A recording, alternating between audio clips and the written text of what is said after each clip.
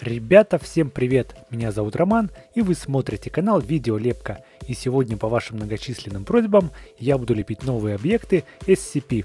В прошлом видео я лепил мишку-робота из Fortnite. Кстати, ребята, спасибо вам за подсказку. Я доделал воротничок, так что если вы пропустили это видео, то можете посмотреть. А также можете подписаться на наш канал, если вы еще не подписаны, и поставить лайк. Спасибо!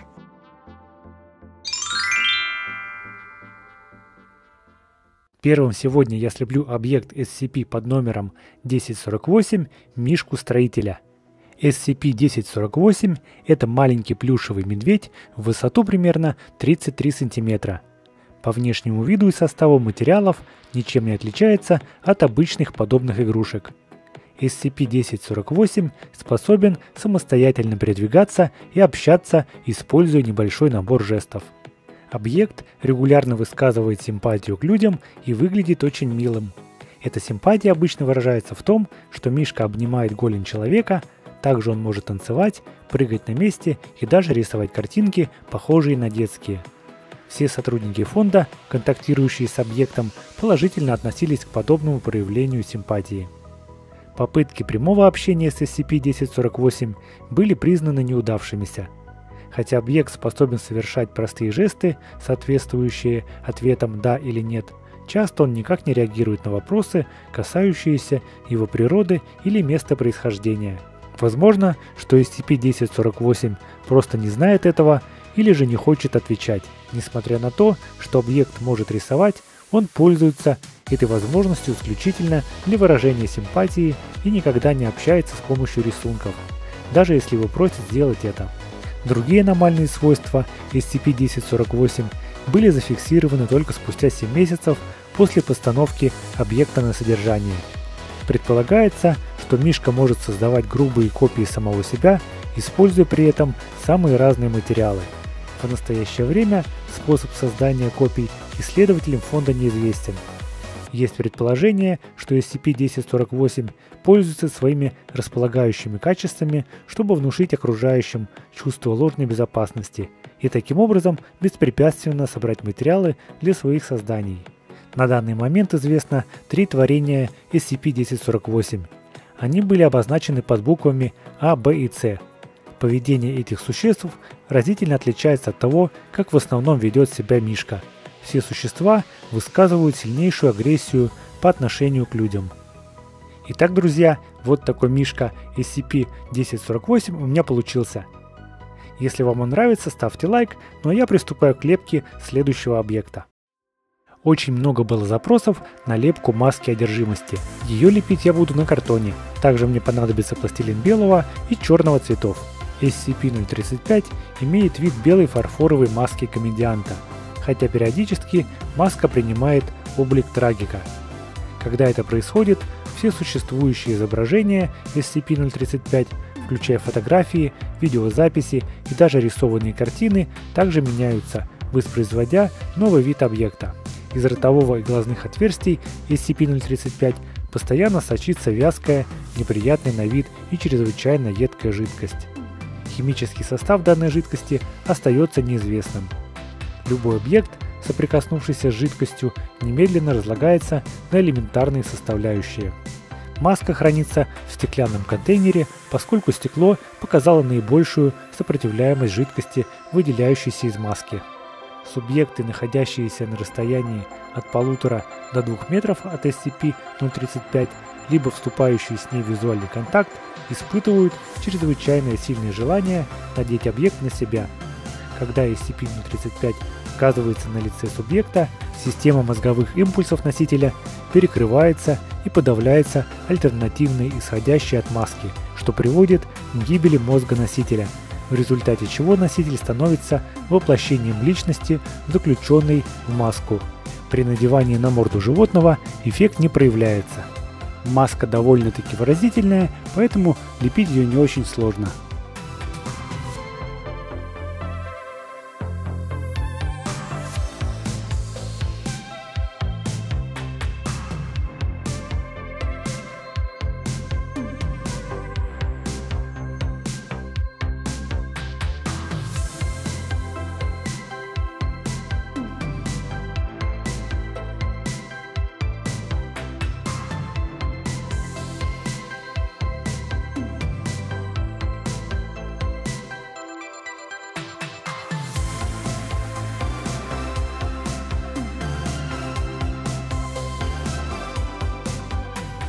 Итак, ребята, вот такая опасная маска одержимости SCP-035 у меня получилась.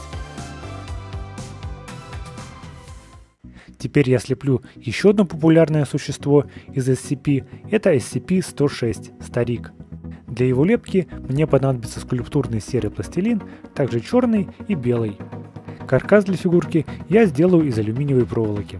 SCP-106 выглядит как пожилой гуманоид и напоминает зомби.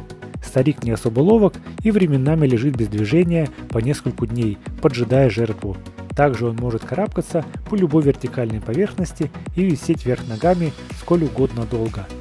Излюбленная форма атаки SCP-106 – выведение жертвы из строя путем повреждения жизненно важных органов, групп мышц и связок, после чего SCP-106 затягивает обездвиженную жертву в свое карманное измерение.